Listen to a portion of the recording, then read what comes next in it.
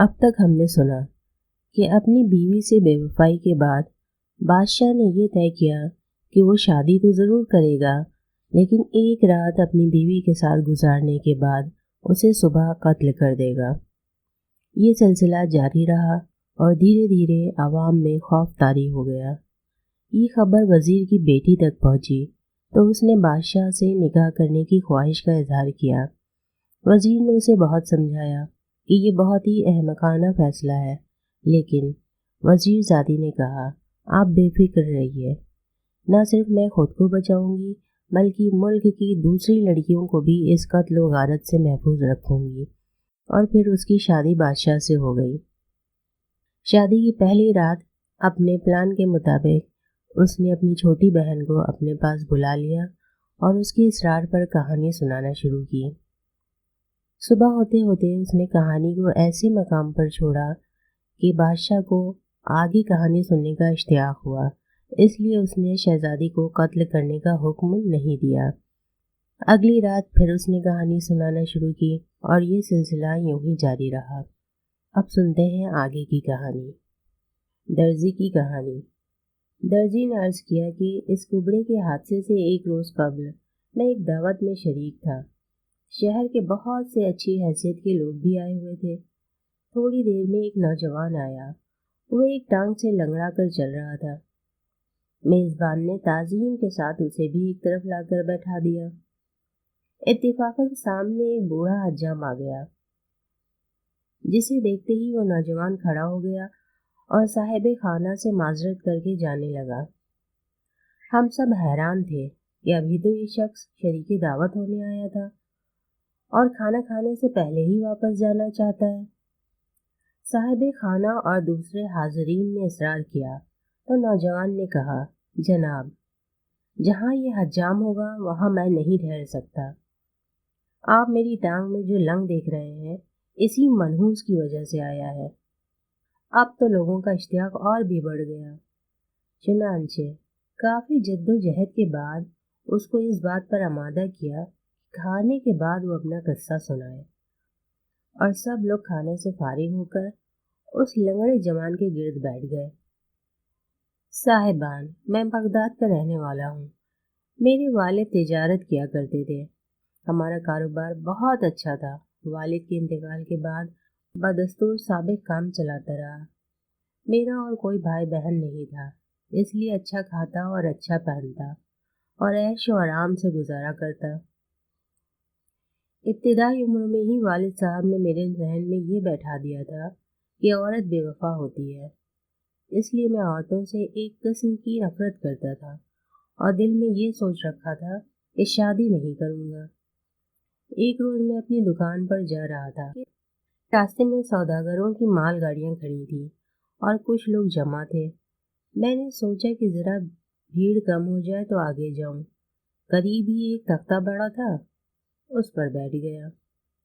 इतने में सामने के मकान का दरवाज़ा खुला और एक खूबसूरत लड़की निकल आई। मैंने अपनी ज़िंदगी में कभी ऐसी सूरत नहीं देखी थी। मैं अपनी उस नफ़रत को भी भूल गया जो मुझे औरतों से थी। मेरा दिल बेकरार हो गया। वो लड़की मकान से मिले हुए बाग में गई। मैं ऐसा महव हो गया था कि मुझे खबर ही ना रही कि कब मजमा कम हुआ और रास्ता साफ हो चुका था, और मैं सोच रहा था कि किससे दरियाफ्त करूं कि इस मकान में कौन रहता है। इतने में काजी शहर आए और सीधे उसी मकान में चले गए, जिससे मैंने अंदाज़ा किया कि गालिबन ये काजी साहब की लड़की थी। वहाँ से उठकर मैं घर आ गया। तबीयत इतनी बेकैफ थी कि उस रोज़ मैंने दुकान भी न खोली। इसी हालत में कई दिन गुजर गए, मुझे सुकून न हुआ। हर वक्त उस लड़की की तस्वीर आंखों के सामने फिरती रहती थी। आखिर मैंने एक दोस्त के मशवरे से एक बुढ़िया को बुलवाया जो शहर में दलाला का काम करती थी, और उससे अपनी तमाम सरगुज़श्त बयान की। बुढ़िया कहने लगी, बेशक काजी साहब की लड़की हज़ारों में शुमार की जाती है, लेकिन उस तक रसाई आसान नहीं। मैं कोशिश करूँगी। अगर लड़की की तुम्हारी तरफ तवज्जो हुई तो मुमकिन है कामयाबी की कोई सूरत निकल आए। इसके बाद बुढ़िया चली गई। 3 روز تک میں بے چینی سے اس کا انتظار کرتا رہا۔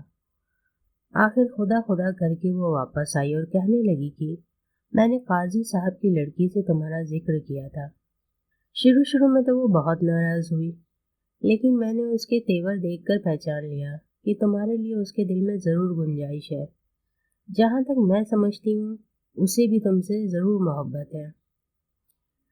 بڑھیا مجھے تسلی دے کر چلی گئی اور پھر کئی دن شدید انتظار کے بعد آئی اور کہنے لگی مبارک ہو، میں نے آخر اس سے قبول کروا ہی لیا کہ وہ تم کو چاہتی ہے۔ جمعے کے روز جب قاضی صاحب مسجد میں تشریف لے جائیں گے اس وقت تم اس کے مکان والے باغیچے میں پہنچ جانا، وہیں ملاقات ہو جائے گی۔ یہ خوشخبری سن کر میں بہت خوش ہوا اور بڑھیا کو معقول انعام دیا۔ جمعے کے دن صبح سویرے اٹھ کر غلام کو حکم دیا، ایک حجام کو بلوا لاؤ۔ میری بدقسمتی کہ اسی مردود حجام کو ساتھ لے آیا جو آپ کے سامنے بیٹھا ہے۔ اس نے آتے ہی مجھے سلام کیا اور کہنے لگا کہ آپ بال بنوانا چاہتے ہیں؟ حدیث شریف میں آیا ہے کہ جمعے کے روز بال کٹوانا 70 بیماریوں کو دور کرتا ہے۔ میں نے کہا کہ تم اپنے واز تو رہنے ہی دو اور میرا خط بنا دو۔ یہ مردود آلات نجوم لے کر وسط صحن میں سورج کے سامنے کھڑا ہو گیا اور کچھ دیر تک حساب وغیرہ کرتا رہا، پھر میری طرف متوجہ ہو کر کہنے لگا کہ آج سفر کی 10 تاریخ ہے اور جمعے کا دن۔ اس وقت 7 درجے طے کر چکا ہے اور 8ویں درجے میں 6 وقفے گزار چکا ہے۔ یہ 7 خط بنوانے کے لیے موزوں نہیں۔ علم نجوم و ستاروں کی تحویل یہ بتاتی ہے کہ آپ کسی شخص سے ملنے جا رہے ہیں، مگر مصیبت اور تکلیف آنے کا خطرہ ہے۔ میں نہیں بتا سکتا کہ کیا مصیبت پڑے گی، مگر وہ اتنی ہی بکواس کرنے پایا تھا کہ میں نے جھلا کر اس سے کہا کہ تمہیں بال بنانے کے لیے بلایا ہے یا ذائچہ دیکھنے کے لیے؟ یہ بدتمیز کہنے لگا کہ آپ مجھے یہ بتائیں کہ آپ کو کیا کام درپیش ہے، ممکن ہے میں آپ کو ایسا مشورہ دے سکوں جو صحیح اور مفید ہو۔ میں نے کہا کہ اپنی بکواس بند کرو اور جس کام کے لیے میں نے بلایا ہے اس کو انجام دو، مگر یہ کمبخت باز نہ آیا اور بولا صاحب آپ مجھے بکواس کہتے ہیں، حالانکہ میں بہت کم گو ہوں۔ میرے بھائی بے شک فضول گو اور لغو آدمی ہیں۔ میری خاموشی کی وجہ سے لوگوں نے مجھے صاحب کہنا شروع کر دیا۔ آپ میرے بھائیوں کا نام بھی سن لیجئے، ایک بلبک، دوسرا بکبار اور تیسرا انگوز، چوتھا بہنکی۔ اس سے پہلے کہ وہ اور کچھ کہتا، بےتاب ہو کر میں نے حکم دیا کہ اس کو باہر نکال دو، نہ مراد میرا وقت ضائع کر رہا ہے۔ یہ سن کر وہ ہاتھ باندھ کر میرے سامنے کھڑا ہو گیا اور کہنے لگا کہ جناب میں آپ کی خدمت کیے بغیر بھی نہیں جاؤں گا۔ آپ ناراض ہو گئے ہیں، اس لیے میں آپ کی حجامت بھی بناؤں گا اور اجرت بھی نہیں لوں گا۔ آپ نہیں جانتے کہ آپ کے والد مرحوم کے مجھ پر بہت احسانات ہیں۔ ایک بار انہوں نے مجھے بلایا، اس وقت ان کے پاس بہت سے معززین بیٹھے ہوئے تھے اور فرمایا کہ میری قرض کھول دو۔ میں نے اس وقت ستاروں کی گردش اور سورج کے محو وقوع دیکھ کر کہا کہ حضور قرض کے لیے یہ وقت کسی طرح موزوں نہیں۔ چنانچہ انہوں نے میری رائے پہ عمل کیا اور دوسرے وقت پر فصل کھلوائی۔ کل حاضرین نے اس وقت میری قدر شناسی اور عزت افزائی فرمائی اور مجھے ایک تھیلی دینار کی عطا کی۔ میں نے غصے میں جھنجلا کر کہا کہ اگر والد مرحوم نے تم جیسے فضول شخص کو اس قدر روپیہ دیا تو بڑی غلطی کی۔ یہ کمبخت ہنسنے لگا اور بولا کہ معلوم ہوتا ہے اس وقت آپ کی طبیعت ٹھیک نہیں ہے۔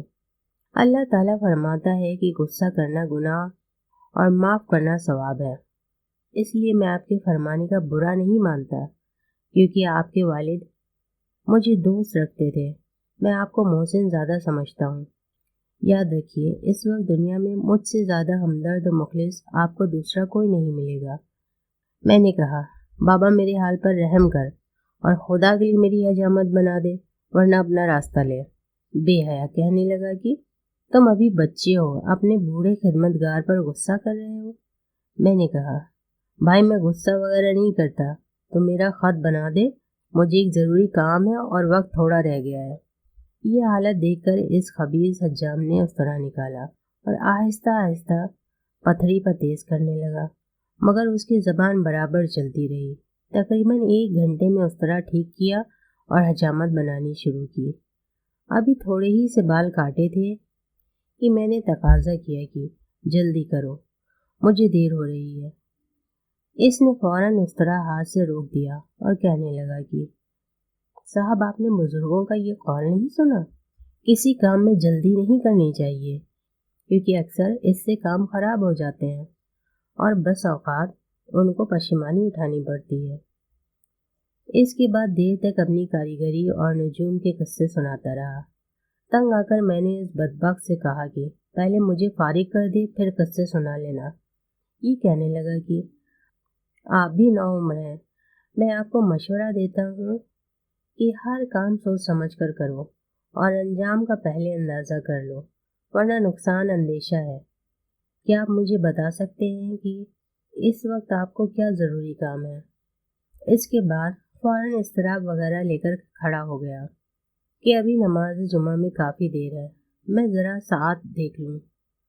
میں نے کہا بندے خدا مجھ پر رحم کر، اور اپنی فضول بکبک بند کر اس نے کہا کہ آپ کے والد اللہ تعالیٰ ان کو جنت نصیب کرے، ہر کام میں مجھ سے مشورہ لیا کرتے تھے۔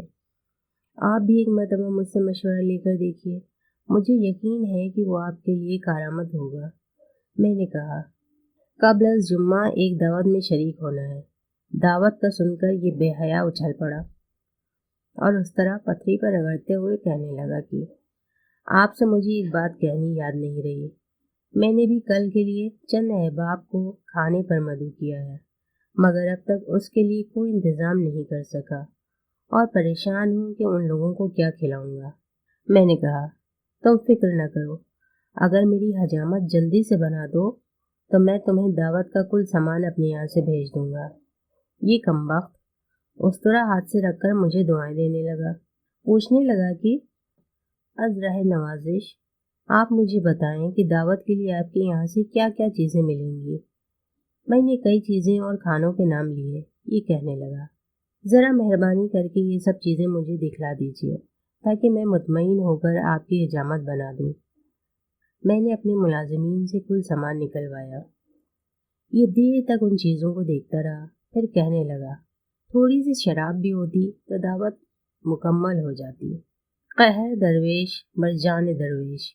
میں نے شراب بھی منگوا دی، پھر میری تعریفیں کرتا رہا۔ اس کے بعد بولا کہ کچھ خوشبویات بھی عنایت فرمائیے۔ میں نے وہ بھی نکال دیں، لیکن یہ ظالم پھر بھی اس طرح ہی رگڑتا رہا۔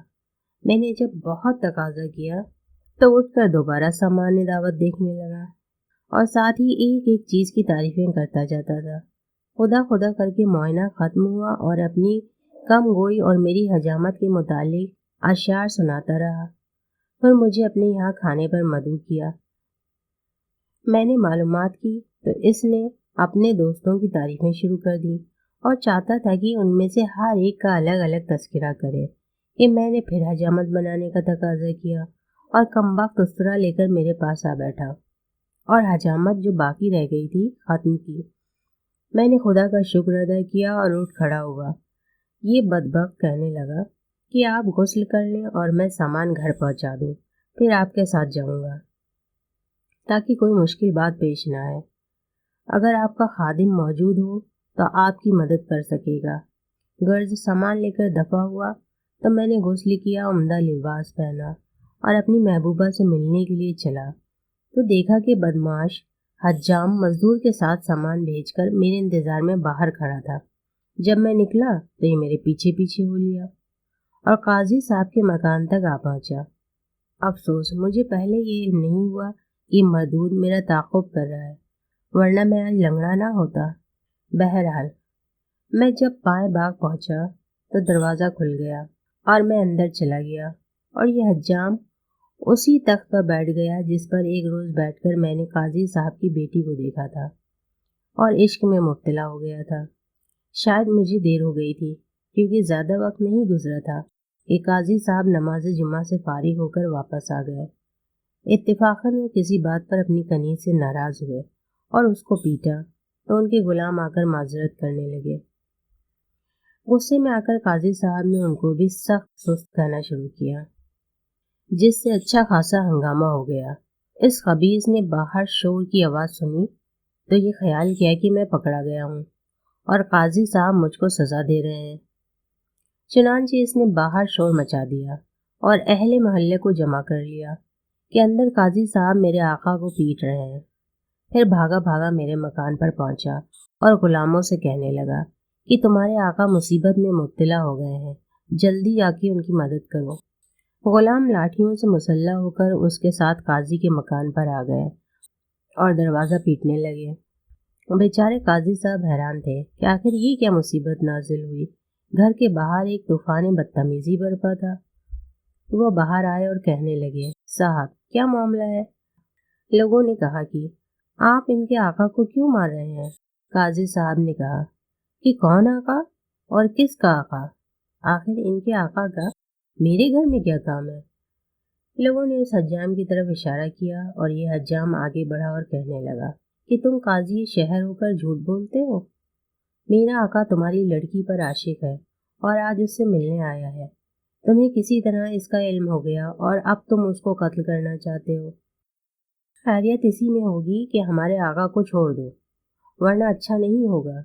اس کی گفتگو سن کر قاضی صاحب شرم سے پانی پانی ہو گئے اور کہنے لگے کہ تم اپنے آقا کو خود ہی تلاش کر کے نکال لو، میں نے تو کسی شخص کو گھر میں نہیں دیکھا۔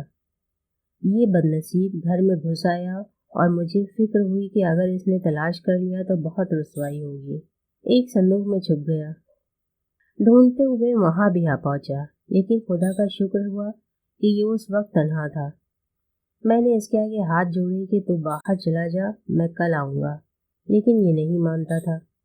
میں نے کہا اچھا تو جا کر میرے غلام کو بلا لا۔ یہ باہر نکلا اور میں دوسرے دروازے سے بھاگا۔ بدقسمتی سے اس مردود نے پھر دیکھ لیا اور شور کرتا ہوا میرے پیچھے دوڑا۔ اس کی آواز سن کر دوسری طرف سے بازار والے میرے تعاقب میں دوڑے۔ میں نے ایک مٹھی بھر اشرفیاں پھینک دیں، دوسرے لوگ تو ان کو اٹھانے میں مصروف ہو گئے اور میں اپنی جان بچا کر ایک تنگ کوچے میں چھپ گیا، لیکن یہ شیطان پھر بھی میرے سر پر سوار رہا۔ قریب آ کر کہنے لگا کہ خدا کا شکر ہے کہ میں آپ کو بچانے میں کامیاب ہو گیا، ورنہ آج قاضی تمہیں زندہ نہیں چھوڑتا۔ میں پہلے ہی کہتا تھا آج آپ کو نقصان پہنچنے کا اندیشہ ہے۔ آپ بتائیے کہ اگر میں خدمت گزاری میں موجود نہ ہوتا تو کیا ہوتا؟ میں پھر وہاں سے بھاگا اور ایک دوست کے مکان میں آ کر پناہ لے لی۔ اس بے حیا کو ڈرا دھمکا کر واپس کیا۔ اس دوڑ دھوپ میں میرا پیر بیکار ہو گیا۔ اس کے بعد میں نے قسم کھائی کہ جہاں حجام ہوگا وہاں میں نہیں رہوں گا۔ چنانچہ میں نے اپنا کل سامان فروخت کیا اور خاموشی سے بغداد چھوڑ دیا۔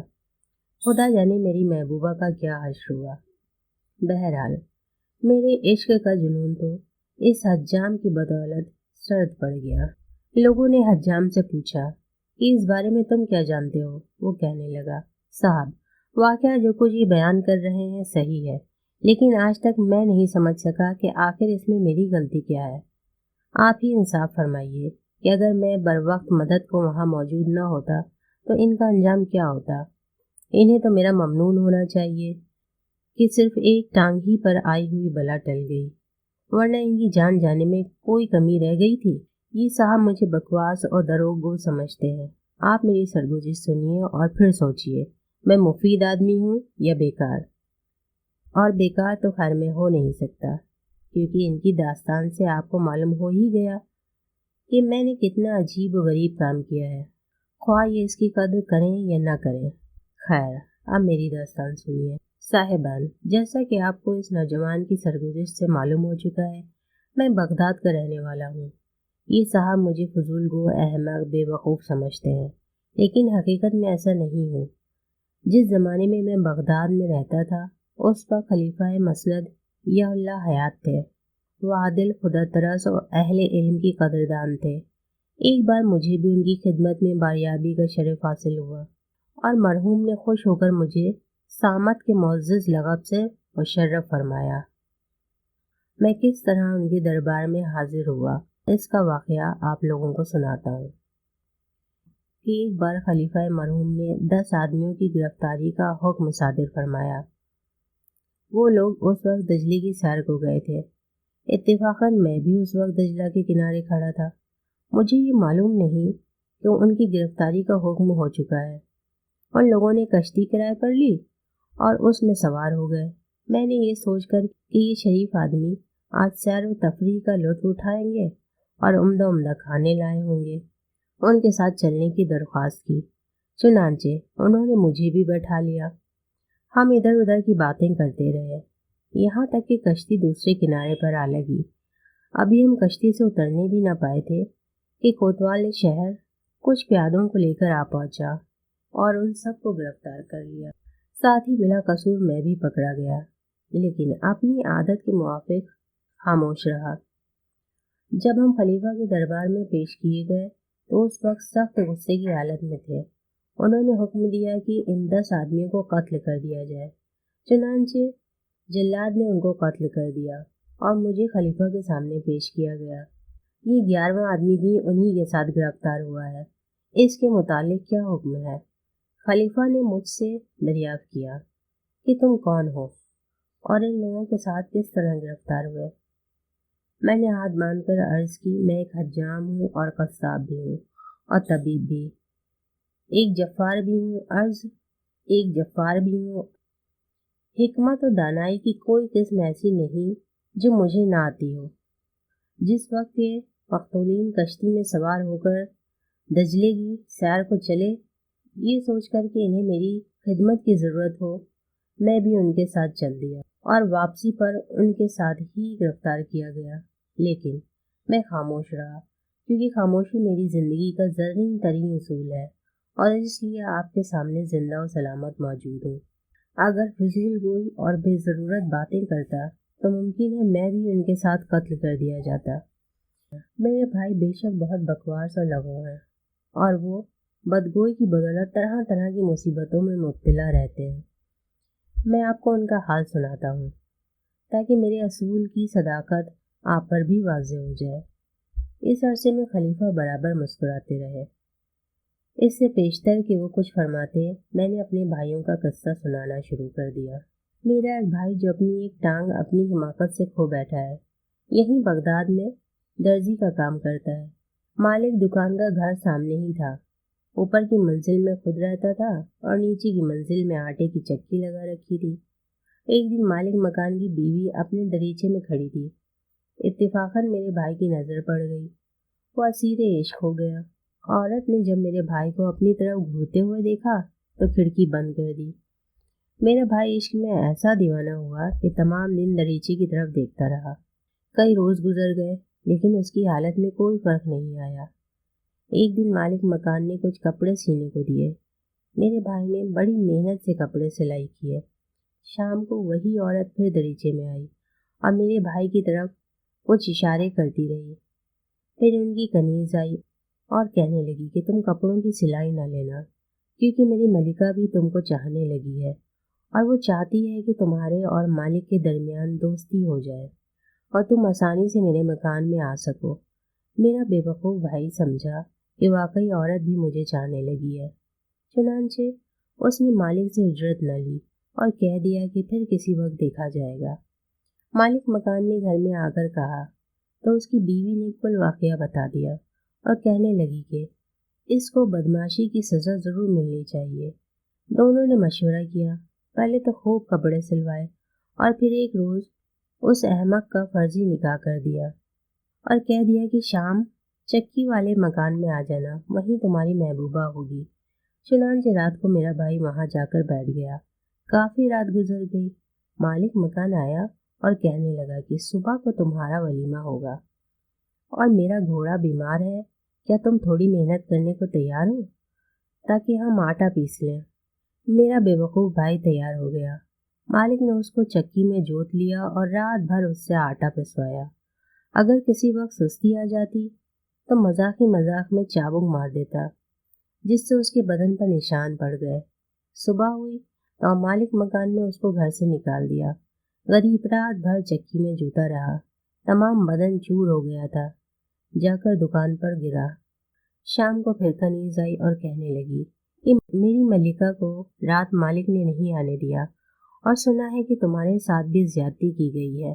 صبح سے مالکہ نے کھانا بھی نہیں کھایا، اور آپ ذرا دریچے کی طرف دیکھیے، سامنے وہی ملکہ کھڑی ہیں اور ہاتھ جوڑ کر معافی مانگ رہی ہیں۔ میرا بھائی بھی خوش ہو گیا۔ پھر وہ کنیز کہنے لگی، آج مالک مکان باہر گیا ہے، رات کو خاموشی سے تم آ جانا، دروازہ کھلا رکھوں گی۔ امیر المومنین، آپ خیال فرمائیے کہ میرا بھائی کتنا نادان تھا کہ ان سب باتوں پر یقین کر کے رات کو پھر اس کے مکان پر چلا گیا۔ کنیز نے دروازہ کھول کر اس کو اندر بلا لیا۔ پھر میرا بھائی بیٹھنے نہ پایا تھا کہ مالک آ گیا۔ پہلے تو اس نے شور کر کے لوگوں کو اکٹھا کر لیا، پھر اس کی خوب مرمت کی اور پکڑ کر حاکم وقت کے سامنے پیش کیا۔ حالات دریافت کر کے حاکم نے حکم دیا کہ اس کو پہلے 100 درے مارے جائیں اور پھر گدھے پر سوار کر کے تمام شہر میں تشریح کی جائے۔ چنانچہ تکمیل حکم ہوئی اور میرے بھائی کو شہر بدر کر دیا گیا۔ جب مجھے کل حالات معلوم ہوئے تو بڑی مشکل سے اس کو تلاش کر کے اپنے گھر لایا۔ اب وہ میرے پاس رہتا ہے اور اس پٹائی سے اور گدھے کی سواری سے اپنی ایک ٹانگ سے بھی معذور ہو گیا ہے۔ امیر المومنین، میرا دوسرا بھائی ایک ہاتھ سے معذور ہے اور اس نے اپنی ہی بے وقوفی سے اپنا ہاتھ خراب کیا ہے۔ ایک روز وہ بازار میں چلا جا رہا تھا، اس طرح کہ کوئی دیکھے تو معلوم ہو کہ اس میں عقل و شعور بالکل نہیں ہے۔ راستے میں اس کو ایک بوڑھی عورت ملی اور دیر تک اس کی طرف دیکھتی رہی۔ پھر اس کے قریب آ کر کہنے لگی کہ بیٹا، اگر تم میرا کہنا مانو تو بہت فائدہ پا سکو گے۔ میرے بھائی نے کہا، اماں بتاؤ تم کیا کہنا چاہتی ہو؟ وہ بڑھیا بولی کہ کبھی تم نے کسی سے محبت کی ہے؟ میرے بھائی نے کہا، نہیں۔ لیکن چچی، کیا تم میرا کسی سے عشق کرا سکتی ہو؟ بڑھیا نے کہا، کیوں نہیں؟ میرا احمق بھائی ہاتھ جوڑ کر کہنے لگا، چچی مجھے ایسی ترکیب بتاؤ کہ کوئی مجھ سے عشق کرنے لگے۔ بڑھیا زیر لب مسکرائی، میرے بھائی سے بولی کہ میرے ساتھ آؤ، میں ایک حسین عورت سے تمہاری ملاقات کرا دوں گی جو تمہیں دینار و درہم بھی دے گی۔ میرا بھائی کہنے لگا، چچی بظاہر تو مجھ میں ایسی کوئی خوبی نہیں ہے کہ کوئی حسین عورت مجھے قبول کرے۔ بڑھیا نے کہا، تمہیں حسین عورت کے پاس لے جا رہی ہوں، وہ عشق پسند ہے اور روزانہ نیا مرد چاہتی ہے، اس سے کچھ بحث نہیں کہ وہ یوسف ثانی ہو۔ میرا بیوقوف بھائی لالچ میں آ کر بڑھیا کے ساتھ چلنے کو آمادہ ہو گیا۔ بڑھیا مختلف راستوں سے گزرتی ہوئی ایک بہت عالیشان مکان میں داخل ہوئی اور میرے بھائی کو اشارہ کیا کہ تم باہر انتظار کرو۔ تھوڑی دیر بعد وہ بڑھیا آئی اور اس کو اندر لے گئی۔ وہاں بہت سی نوجوان لڑکیاں اکٹھی تھیں اور ناچ رنگ ہو رہا تھا۔ ایک طرف عمدہ قسم کی مسند بچھی ہوئی تھی، اس پر ایک عورت بیٹھی تھی۔ بڑھیا نے میرے بھائی کو لے جا کر پیش کیا تو وہ بہت مسکرائی اور اشارہ کیا کہ آگے بیٹھ جاؤ۔ چنانچہ وہ بیٹھ گیا۔ اتنے میں ایک حسین لڑکی شراب لے کر آئی اور ایک ایک جام سب کو دیا۔ لڑکیوں نے اپنے جام خالی کر کے واپس کر دیے۔ میرا بھائی ابھی تک جام پی رہا تھا کہ وہ لڑکیاں ناچتی ہوئی اس کے قریب آئیں اور تماچے مارنے شروع کیے۔ وہ گھبرا کر اٹھا تو بڑھیا نے قریب آ کر ہاتھ پکڑ لیا اور آہستہ سے کہا کہ یہ سب نشے میں مذاق کر رہی ہیں، تم صبر کے ساتھ بیٹھے رہو، عن قریب مطلب دلی حاصل ہوگا۔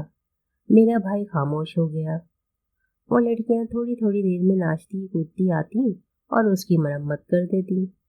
جب معاملہ حد برداشت سے باہر ہو گیا تو میرا بھائی قضائے حاجت کے بہانے سے چلا تاکہ یہاں سے نکلے۔ دروازے کے قریب پھر وہی بڑھیا ملی اور کہنے لگی کہ تم کہاں جا رہے ہو؟ یہ کھیل تو ختم ہو چکا، اب کامیابی کی منزل قریب ہے، اور میرے بھائی کا ہاتھ پکڑ کر واپس لے آئی اور ایک طرف بیٹھا دیا۔ اتنے میں ایک جوان اور خوش رو عورت اس کے پاس آئی اور کہنے لگی، اگر تم مجھ کو حاصل کرنا چاہتے ہو تو ہنسی خوشی رہو، میں صرف ایسے مردوں کو پسند کرتی ہوں جو خوش دل اور مذاق پسند ہو۔ رنجیدہ آدمی مجھے بہت برے معلوم ہوتے ہیں۔ میں چاہتی ہوں کہ تم بھی اٹھو، کھیل کود میں دلچسپی لو، ناچو گاؤ، خود ہنسو اور دوسروں کو بھی ہنساؤ۔ یہ محفل عیش و عشرت ہے۔ ताज़ियत नहीं।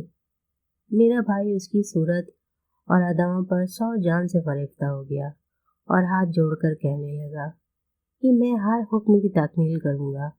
उसने एक लड़की को इशारा किया और कहा, इसको ले जाकर इंसान बनाओ। वो लड़की मेरे भाई का हाथ पकड़कर एक कमरे में ले गई। वहाँ वो खबीज बुढ़िया भी मौजूद थी। दोनों ने मिलकर पहले तो उसको खूब शराब पिलाई, फिर कहा कि तुमने देख लिया कि हमारी मालिका तुमको कितना चाहती है। अगर तुम उसको हासिल करना चाहते हो तो अपनी दाढ़ी मूछें कटवा कर जनाना लिबास पहन लो, ताकि कोई पहचान न सके और हर वक्त तुम उनके साथ रह सको। यहाँ शाहाना जिंदगी बसर होगी, खाने को लजीज और पीने को नफीस शराबें, शबबाशी को खूबसूरत जनानी। मेरा भाई उस वक्त नशे के सुरूर और माशूका के तस्वुर में होश व हवास से बेगाना था। फौरन तैयार हो गया।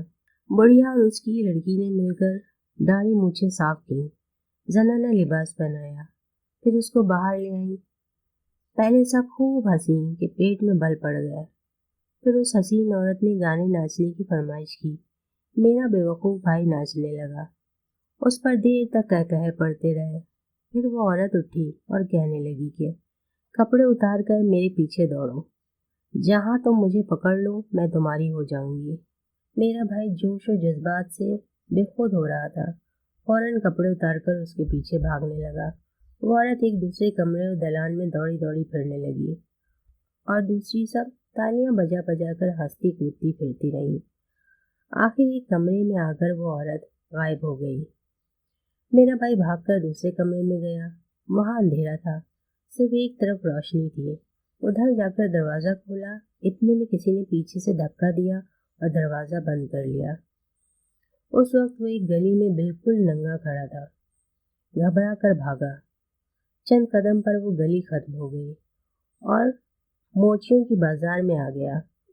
वहां लोगों ने उसे देखा, दाढ़ी मूछें मुंडी हुई, जिस्म पर लिबास नदारत। हर तरफ से शोर बरपा हो गया। लड़के दीवाना दीवाना कहकर चारों तरफ इकट्ठे हो गए। वो भागने का इरादा कर ही रहा था कि लोगों ने पकड़ लिया और काजी शहर के सामने पेश किया। काजी ने 100 दुर्रे मरवाए और मुंह काला करके शहर से निकाल देने का हुक्म दिया। चुनांचे उसे गधे पर सवार करके निकाल दिया गया। जब मुझे वाकयात मालूम हुए तो पोशीदा तौर पर उसको अपने घर ले आया और अब मैं ही उसका कफील हूँ। ए अमीरुल मोमिनीन, अब आप ख्याल फरमाइए कि मैं कितना दाना और नेक इंसान हूँ और मैं कितना बामुरव्वत हूँ। मेरा एहसान यहाँ पर खत्म नहीं होता। अब तीसरे भाई की कहानी सुनिए। मैंने उसके साथ क्या सलूक किया। मेरा तीसरा भाई अंधा है और भीख मांगता है। एक रोज किसी के मकान पर गया और दरवाजा खटखटाया। मालिक मकान ने ऊपर से पूछा कौन है, लेकिन उसने जवाब न दिया और अपने दिल में सोचा कि अगर मैं कुछ मांगूं तो मुमकिन है उधर से ही इनकार कर दे। नीचे आएगा तो मेरी माजूरी और हालत देखकर शायद कुछ खैरात देगा।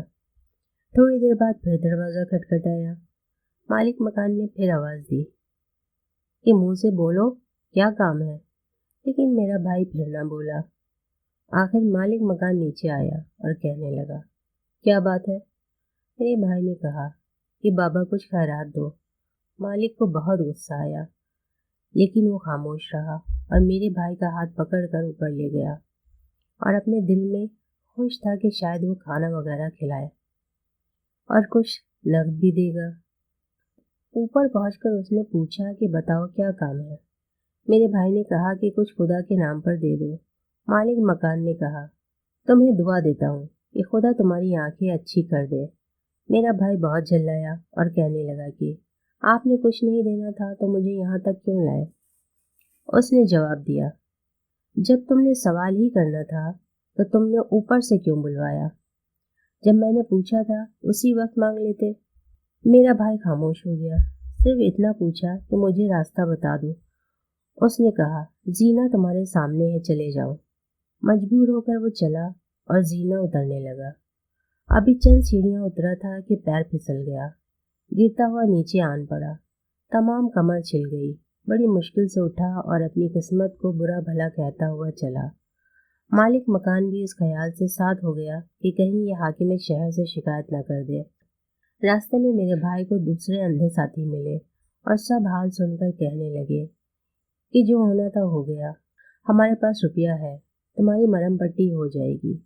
मालिक मकान वापसी का इरादा कर रहा था, लेकिन रुपये का जिक्र सुनकर रुक गया और ख्याल किया कि देखना चाहिए इन अंधों ने कितनी दौलत जमा की है। अंधे वहां से सीधे अपने मकान पर आए और घर में दाखिल होकर दरवाज़ा बंद कर लिया। मालिक मकान उनके साथ अंदर आ चुका था। अंधे इत्मीनान से अपनी लकड़ी चारों तरफ घुमाने लगे। जिसके बदन से लाठी छूती, लाठी वाला पूछता कौन, दूसरा जवाब देता। मालिक मकान ने भी वहां पड़ी हुई लकड़ी उठा ली। अगर किसी के जिस्म पर रुकती तो वो किसी दूसरे अंधे पर अपनी लकड़ी रख देता। जब अंधे इत्मीनान कर चुके तो उन्होंने जमीन खोदकर अपना सरमाया निकाला। पूरे 10,000 दिनार निकालकर बाकी दिनार जमीन में दफन कर दिए और सब खाने बैठ गए। वो शख्स जो उनके पास आया था खाने में शरीक हो गया। अभी चंद ही लुक़मे खाए थे कि एक अंधा बोला कि आज तो कोई गैर आदमी भी खाने में शरीक मालूम होता है, क्योंकि आज ऐसी आवाज़ आ रही है जो पहले नहीं आती थी। चुनांचे अंधों ने चारों तरफ हाथ मारे और मालिक मकान को पकड़ लिया। फिर शोर मचा दिया कि चोर हमें लूटने आया है।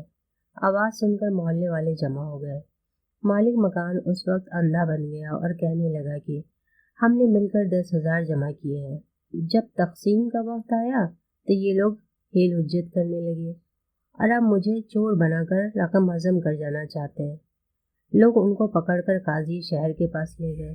काजी साहब ने कुल हाल दरियाफ्त किया और सख्ती की तो उसने कहा ये सब मसनूई अंधे हैं, लोगों को धोखा देकर भीख मांगते हैं, आप सबको सजा दीजिए, असलियत सामने आ जाएगी। रहा रुपये का मसला, तो हमने बरसों भीख मांगकर 10,000 जमा किए थे और ये सरमाया एक जगह महफूज दफन कर दिया था कि जब ज़रूरत होगी आपस में बांट लेंगे। आज खाने के वक्त मैंने अपने हिस्से का रुपये मांगे तो इन लोगों ने मुझे पकड़कर शोर कर दिया कि ये चोर है। काजी को ये सुनकर बहुत गुस्सा आया। कहने लगा कि बेईमानो, खुदा की दी हुई आंखों का कुफरान करते हो। अंधे कहने लगे कि ये झूठ बोलता है, हम सब हकीकी अंधे हैं। मालिक मकान ने कहा कि आप तजुर्बा करके देख लें। चुनांचे काजी साहब ने हुक्म दिया कि इन अंधों को दुर्रे लगाए जाएं। जल्लाद ने मारने शुरू किया और इतनी पिटाई हुई कि अंधे बेहोश हो गए। मालिक मकान ने कहा, हुजूर ये शर्म के मारे कभी इकरार नहीं करेंगे, आप इनका रुपया जब्त कर लीजिए, फिर देखिए 2-3 दिन में सीधे हो जाएंगे। चुनांचे काजी साहब ने मालिक मकान के साथ सिपाही भेजे और कुल दिनार मकान से निकलवा कर 1/4 उस मालिक मकान या चोर को बतौर उसके हिस्से के दे दिए। बाकी रुपया बैतुल माल में जमा कर दिया गया और इन अंधों को शहर में तशरीह के लिए निकाल दिया गया। जब मुझे ये मालूम हुआ तो मैं अपने अंधे भाई को तलाश करके ले आया, तसल्ली तशफ़ी दी, अब वो मेरे पास रहता है। ये कहानी सुनाकर उसने खलीफा से अर्ज़ की कि हजूर माफ़ फरमाएं कि मैंने कितने नेक काम किए हैं और मेरे भाइयों ने अपनी बुरी खसलत और बेवकूफ़ी से क्या किया, क्या क्या बुराइयां पैदा कर ली हैं। खलीफा ने कहा, बेशक तुम ठीक कहते हो। फिर हुक्म दिया कि इसको इनाम देकर रुखसत कर दो। मैंने हाथ बांध कर अर्ज़ किया कि मैं हरगिज़ दरबार से नहीं जाऊंगा जब तक अपने दूसरे भाइयों की हरकतें भी आपकी खिदमत में अर्ज़ न कर दूं और ये साबित न कर लूं कि मैं एक खामोश कम गो शख्स हूँ और इसीलिए अपने दूसरे भाइयों की तरह मुसीबतों में मुब्तला नहीं हुआ। मेरा यकीन है कि कम गोई हज़ारों मुसीबतों से बचाती है। अब आप मेरे चौथे भाई का किस्सा सुनिए। और इससे पहले कि खलीफा कोई हर्फ एतराज़ करे, मैंने चौथे भाई का किस्सा सुनाना शुरू किया। हजूर गुलाम का चौथा भाई एक चश्म था और बगदाद में कसाब का काम करता था। चूँकि वो उम्दा किस्म के जानवर ज़बा करता था, इसलिए उसकी आमदनी माकूल थी। एक रोज़ एक बूढ़ा शख्स गोश्त लेने आया और बिल्कुल नए दरहम दिए। मेरे भाई को नए दरहमों का बहुत शौक था, इसलिए उसने अलग रख दिए।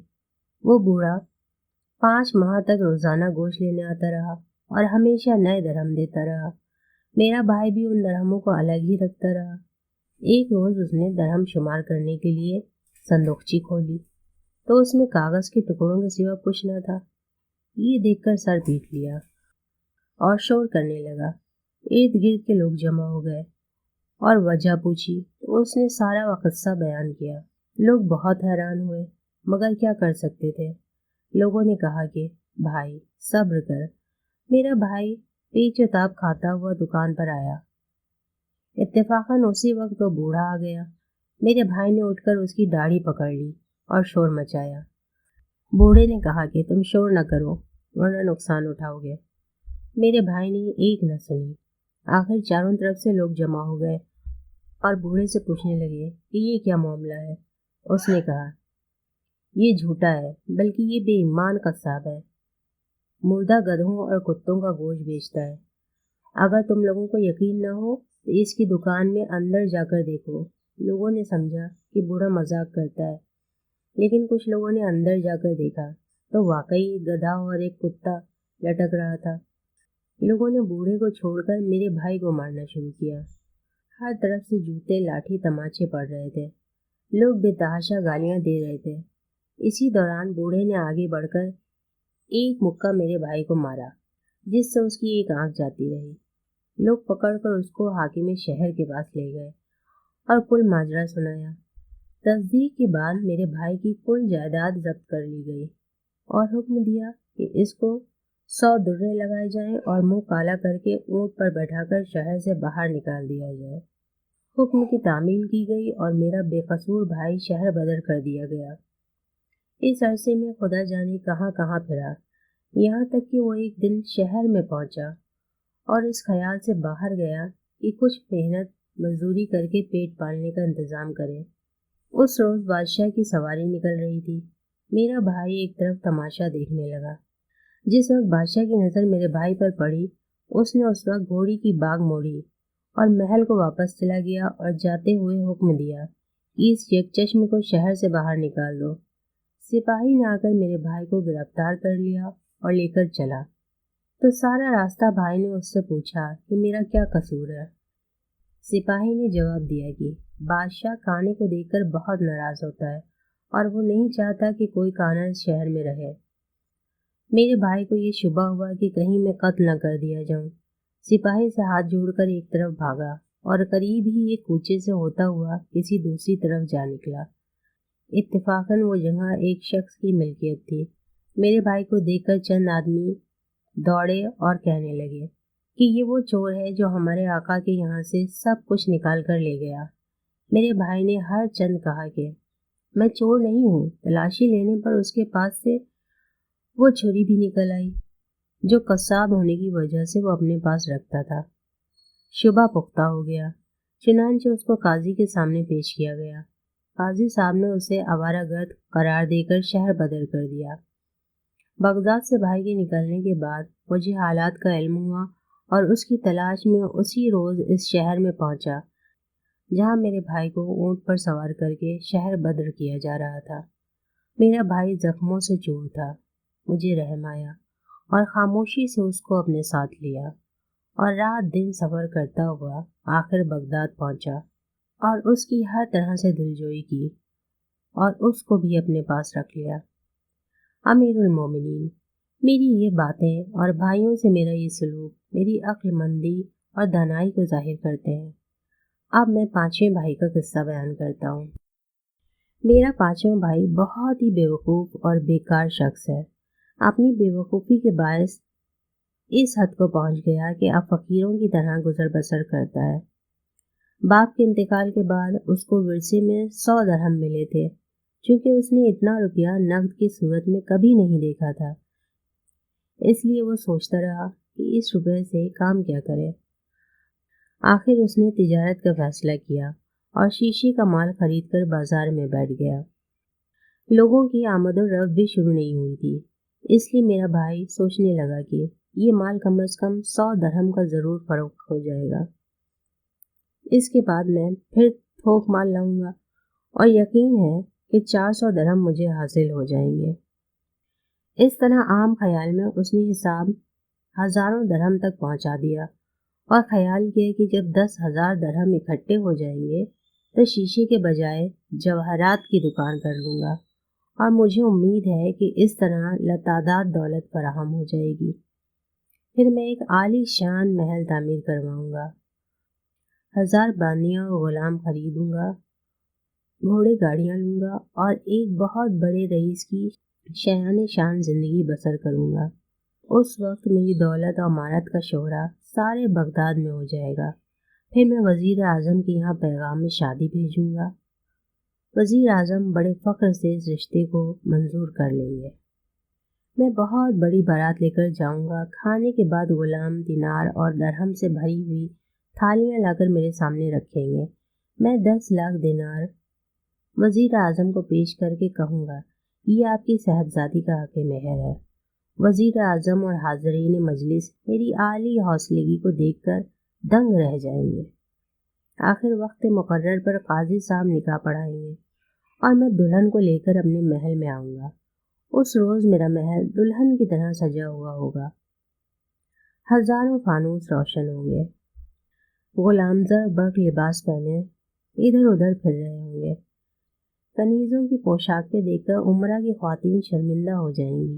میری دلہن اپنے حسن و جمال میں بے نظیر ہوگی، دور دور تک مشہور ہوگا کہ ایسا صاحب نصیب شخص آج تک نہیں دیکھا جس کی بیوی حوروں اور پریوں کے حسن کو شرماتی ہے۔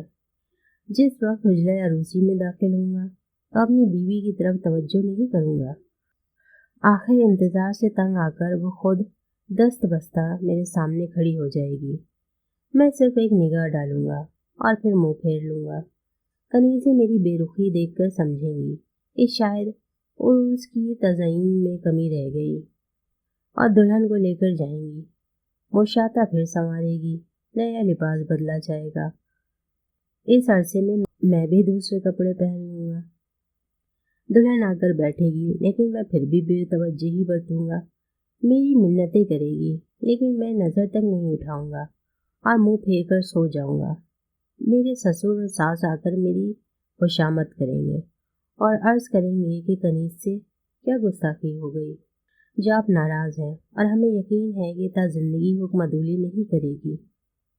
آپ اس طرح اس کو اپنی نظروں سے نہ گرائیے۔ پھر وہ سب ہاتھ باندھ کر میرے سامنے کھڑے ہو جائیں گے اور دلہن کو حکم دیں گے کہ جام بھر کر پیش کرو۔ وہ جام شراب لائے گی، میں رخ پھیر لوں گا۔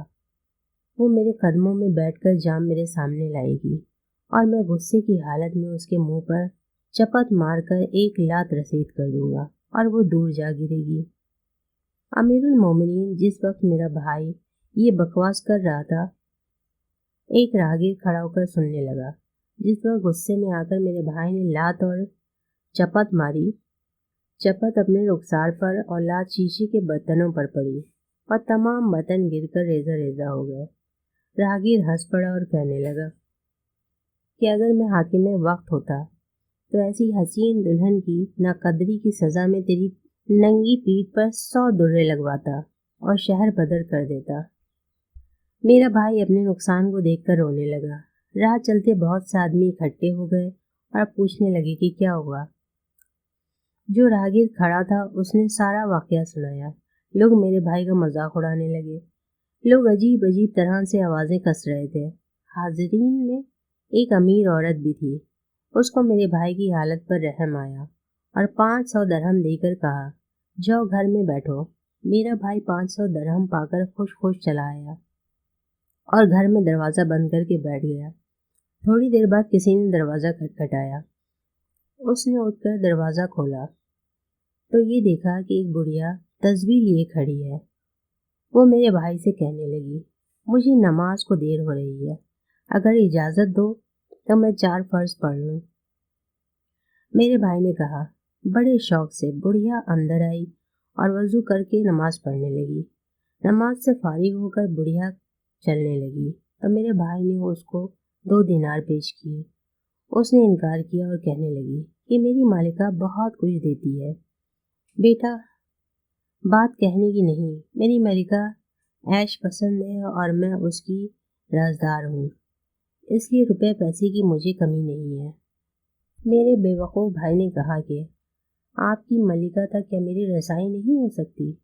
بڑھیا نے کہا، کیوں نہیں، اگر تمہارے پاس کوئی دینار ہے تو میں تمہیں ملا سکتی ہوں۔ رات وہیں گزارو اور صبح کو گھر چلے جاؤ۔ میرا بھائی فوراً تیار ہو گیا اور امیر عورت کی دی ہوئی 500 دینار کی تھیلی کمر میں باندھ کر بڑھیا کے ساتھ چلا۔ کئی چکردار راستوں سے گزر کر وہ دونوں ایک بڑے مکان کے دروازے پر پہنچے۔ بڑھیا نے 3 بار دروازہ کھٹکھٹایا۔ تھوڑی دیر میں کواڑ کھل گئے۔ بڑھیا میرے بھائی کو لے کر ایک آراستہ کمرے میں آئی اور اس کو وہاں بیٹھا کر باہر چلی گئی۔ تھوڑی دیر بعد ایک خوبصورت نوجوان عورت اندر آئی اور میرے بھائی کے پاس بیٹھ گئی۔ پیار محبت کی باتیں ہوتی رہیں۔ تھوڑی دیر کے بعد پھر وہ کہنے لگی، آؤ دوسرے کمرے میں چلیں، یہ تنہائی کی صحبتوں کے لیے موزوں جگہ نہیں ہے۔ میرا بھائی اس کے ساتھ دوسرے کمرے میں چلا گیا۔ وہاں پہنچ کر اس نے کہا، تم بیٹھو، میں کچھ شراب لے آؤں۔ وہ باہر گئی تھی کہ دوسرے دروازے سے ایک حبشی برہنہ شمشیر لیے ہوئے داخل ہوا اور میرے بھائی پر حملہ کر دیا۔ کئی گہرے زخم کھا کر وہ گر گیا۔ حبشی نے کل دینار چھین لیا اور چلا گیا۔ اس کے بعد ایک کنیز آئی اور میرے بھائی کے زخموں پر نمک چھڑک کر ایک تنگ و تاریک کوٹری میں ڈال گئی۔ اور لوگوں کے اندازے میں تو وہ مر چکا تھا، مگر اللہ کی تدبیر سب تدابیر پر غالب ہے۔ خدا کی قدرت، اس میں کچھ جان باقی تھی اور وہ نمک جو تکلیف دینے کی غرض سے ڈالا گیا تھا مرہم ثابت ہوا۔ 2 روز بعد میرے بھائی کی حالت اس قابل ہو گئی کہ وہ موقع دیکھ کر وہاں سے نکل بھاگا اور سیدھا میرے پاس آیا۔ میں نے بڑی محنت سے اس کے زخموں کا علاج کیا اور وہ خدا کے فضل سے تندرست ہو گیا۔ جب کچھ توانائی ہو گئی تو وہ بڑھیا سے انتقام لینے کو تیار ہوا۔ پہلے اس نے لباس تبدیل کیا اور بوڑھی عورت بن کر اپنے کپڑوں میں ایک تلوار چھپائی اور کچھ مٹی کے ٹکڑے تھیلی میں بھر کر ساتھ لیے۔ اس مکان پر پہنچا جہاں وہ لٹا تھا۔ اتفاقاً راستے میں وہی ملعون بڑھیا مل گئی جو اس سے پیشتر میرے بھائی کو اپنے مکان لے گئی تھی، لیکن وہ اس لباس میں اس کو پہچان نہ سکی۔ میرے بھائی نے کہا کہ کیوں بہن، تمہارے یہاں ترازو ملے گی؟ مجھے کچھ دینار تولنے ہیں۔ وہ بڑھیا کہنے لگی، آئیے میں ترازو دوں۔ میرا بھائی اس کے ساتھ گھر میں چلا گیا۔ وہاں جا کر بیٹا بیٹا کہہ کر آواز دی۔ اندر کے کمرے سے وہی حبشی نکلا جس نے میرے بھائی کو زخمی کیا تھا۔ بڑھیا کہنے لگی، بیٹا ان کی اشرفیاں تول دو۔ حبشی نے کہا، میرے ساتھ آؤ۔ بھائی بڑھیا کی تلاش میں تھا۔ وہ اس وقت دوسرے کمرے میں تھی۔ اسے قتل کیا اور اس حبشی کو بھی قتل کیا۔ پھر اس حسینہ کو ڈھونڈا جو اس کو پہلی مرتبہ ملی تھی۔ وہ ہاتھ جوڑ کر کہنے لگی کہ جناب، میں بے قصور ہوں، یہ لوگ مجھے اغوا کر کے لائے تھے اور میں ہر وقت ان کے قبضے میں رہتی تھی، اس لیے مجبور تھی، جو حکم دیتے تھے تعمیل کرنی پڑتی تھی۔ میرے بھائی نے اس کو چھوڑ دیا اور کہا، میرے ساتھ چلو۔ وہ کہنے لگی، یہاں بہت سا مال و اسباب ہے، ایک گدھا لے آؤ، اس پر لاد کر لے چلیں گے، یہاں کیوں چھوڑا جائے؟ میرا بے وقوف بھائی سمجھا کہ یہ ٹھیک کہتی ہے، چنانچہ وہ گدھا لینے چلا گیا۔ کچھ دیر بعد گدھا لے کر پہنچا تو مکان کھلا پڑا تھا اور وہاں کوئی نہ تھا۔ میرے بھائی نے سوچا کہ جو کچھ اسباب آرائش موجود ہے اس کو اٹھاؤں، چنانچہ وہ سامان آرائش باہر نکلنے لگا۔ محلے کے لوگوں نے دیکھا کہ غیر شخص مکان سے سامان لے جا رہا ہے۔ انہوں نے پکڑ کر قاضی شہر کے سامنے پیش کیا۔ میرے بھائی نے اپنے لوٹنے کا حال بیان کیا، لیکن کسی کو یقین نہ آیا، بلکہ کہا کہ وہاں تو ایک بڑھیا اور اس کی بیٹی رہا کرتی تھی اور آج ہی وہ کسی ضرورت سے دمشق گئی ہیں۔ میرے بھائی نے خوف کی وجہ سے حبشی اور بڑھیا کے قتل کا قصہ بیان نہیں کیا۔ آخر قاضی صاحب نے درے لگوا کر بغداد سے نکال دیا۔ راستے میں ڈاکوؤں نے رہا سہا مال بھی چھین لیا اور میرا بھائی بے یار و مددگار پھرنے لگا، اور جب مجھے اس کے نکال دیے جانے کا واقعہ معلوم ہوا تو مشکل اس کو ڈھونڈ کر اپنے گھر لایا، اور اب میں ہی اس کا کفیل ہوں اور اس کی خبر گیری کرتا ہوں۔ آپ اندازہ کیجئے میں نے صرف اپنی شرافت سے مجبور ہو کر کتنی ذمہ داریاں اٹھا رکھی ہیں اور آج تک کبھی زبان پر نہیں لایا، اور حضور کو بھی اختصار کے طور پر یہ احوال سنا رہا ہوں کہ آپ میرے متعلق منصفانہ فیصلہ فرما سکیں۔ آپ میرے چھٹے بھائی کی داستان سنیے۔ مجھے افسوس ہے کہ میرے صرف 6 بھائی ہیں۔ اگر اور بھی ہوتے تو میں ان کا قصہ بھی حضور کو سناتا اور اسی طرح ثابت کر دیتا کہ میں نے کم گوئی کا اصول اپنے لیے کیوں مقرر کیا ہے۔ میرا چھٹا بھائی کبک شاہ بالکل نکما اور بیکار شخص ہے۔ والد مرحوم کے ترکے میں اس کو بھی 100 درہم ملے تھے، لیکن اس بے وقوف نے سب سرمایہ اڑا ڈالا اور محتاج ہو کر تفلی کا پیشہ اختیار کر لیا۔ جب کسی کی یہاں دعوت یا دوسری تقریب ہوتی، کسی نہ کسی بہانے سے آپ بھی پہنچ جاتا، اور اگر کوئی ایسا موقع نہ ملتا تو اس کو سوال کرنے میں بھی کوئی عار نہ تھی۔ اکثر امراء اور شرفاء کے یہاں جا کر بھیک بھی مانگ لیتا تھا۔ ایک روز وہ کھانے کی تلاش میں کئی جگہ گیا، لیکن کہیں بھی کامیابی نہ ملی۔ آخر میں وزیر اعظم جعفر برقی کے محل پر پہنچا اور خدام کی خوشامد کر کے جعفر کے حضور میں جا کر خاموش کھڑا ہو رہا۔ برقی نے پوچھا کہ تم کون ہو اور کیا کام ہے؟ میرے بھائی نے کہا، بھوکا ہوں، کچھ کھانا دلوا دیجیے۔ برقی نے غلام کو آواز دی اور کہا کہ ہاتھ دھونے کا پانی لاؤ، پھر خود اٹھ کر بغیر پانی کے فرضی طور پر ہاتھ دھونے شروع کر دیے۔ ہاتھ دھو کر پھر آواز دی کہ کھانا لاؤ، اور بغیر کھانے کے فرش پر بیٹھ کر اس طرح کی حرکتیں کرنے لگا جیسے کھانا کھایا جا رہا ہو، اور بار بار میرے بھائی سے کہتا رہا کہ تکلف نہ کرو، خوب سے رو کر کھاؤ۔ کھانے کے بعد آواز دی کہ پھل لاؤ، اور پھر بغیر پھلوں کے پھل کھانے لگا، اور میرے بھائی کو اشارہ کیا، یہ سب تو بہت شیریں ہیں، یہ انار کھاؤ، نایاب ہیں۔ انگور چکھے کیسے ہیں؟ میرے بھائی نے جھلا کر کہا کہ آپ مذاق کر رہے ہیں، یہاں تو کچھ بھی نہیں، اور آپ نے نام دنیا کی بہترین چیزوں کے لیے۔ برقی نے کوئی جواب نہیں دیا اور اس طرح کے اشارے کرتا رہا، گویا چھلکے اور گٹھلیاں ایک طرف رکھ رہا ہے، اور اس کے بعد میرے بھائی کی طرف متوجہ کر کہنے لگا کہ آپ نے دیکھا مرغ کیسا نفیس تھا، یہ میری نئی لونڈی نے پکایا ہے جو میں نے 10,000 درہم میں خریدی ہے، اور پھل میرے اپنے باغ کے ہیں۔ مجھے خوشی ہے کہ آپ نے سب چیزیں شوق و محبت کے ساتھ کھائیں۔ پھر غلام کو آواز دے کر کہا کہ شراب لاؤ۔ چنانچہ فرضی شراب کا دور چلا اور اس کی چسکی لیتا رہا، گویا حقیقتاً شراب ہی پی رہا ہے۔ میرے بھائی سے بھی تقاضا کیا کہ تکلف کی ضرورت نہیں، آپ ہی کا گھر ہے، خوب پیو۔ میرے بھائی کو برقی کی اس مذاق سے بہت غصہ آیا اور اس نے بڑھ کر اس کے منہ پر ایک تماچا مار دیا۔ برقی نے اس کا ہاتھ پکڑ لیا اور کہا کہ یہ کیا حرکت ہے؟ میرے بھائی نے ہاتھ جوڑ کر عرض کیا کہ حضور، شراب بھی تند تھی، نشے میں ہاتھ بہک گیا، معافی چاہتا ہوں۔ یہ سن کر برقی بے اختیار ہنس پڑا اور کہنے لگا کہ مدت سے مجھے ایسے ہی آدمی کی تلاش ہے، آج تم مل گئے، تمہیں اپنا مصائب بنا کر رکھوں گا۔ پھر اس نے غلام کو آواز دی اور کھانا منگوا کر میرے بھائی کو کھلایا اور محل ہی میں رہنے کی جگہ عطا فرمائی۔ میرا بھائی برقی کی مصاحبت میں رہنے لگا اور اس کی زندگی کے دن عید اور راتیں شب برات کی طرح بسر ہونے لگیں۔ 20 دن عیش و عشرت میں گزر گئے۔ اس کے بعد برقی کا انتقال ہو گیا اور خلیفہ نے اس کی کل جائیداد ضبط کر لی۔ میرا بھائی بھی زیر عتاب آیا، اس کی بھی کل جائیداد حکومت نے لے لی۔ میرا بھائی جان بچا کر بھاگا اور قافلے کے ساتھ صبح کو روانہ ہو گیا۔ راستے میں ڈاکوؤں نے قافلہ لوٹ لیا اور اہل قافلہ کو غلام بنا کر فروخت کر دیا۔ میرے بھائی کو ایک بدو نے خریدا، وہ بڑا جابر تھا اور چھوٹے چھوٹے قصور پر بھی بڑی سخت سزا دیتا تھا، لیکن بدو کی بیوی اس کی دل جوئی کرتی تھی۔ چند روز بعد میرے بھائی نے محسوس کیا کہ بدو کی بیوی مجھے دوسری نظروں سے دیکھتی ہے اور تعلقات کی خواہاں ہے۔ میرا بھائی پارسا تو نہ تھا، لیکن بدو کا خوف اس قدر غالب تھا کہ اس عورت کے سب اشاروں کو نظر انداز کر جاتا۔ بدقسمتی سے ایک دن عورت نے کوئی اشارہ کیا اور میرا بھائی بھی مسکرا دیا۔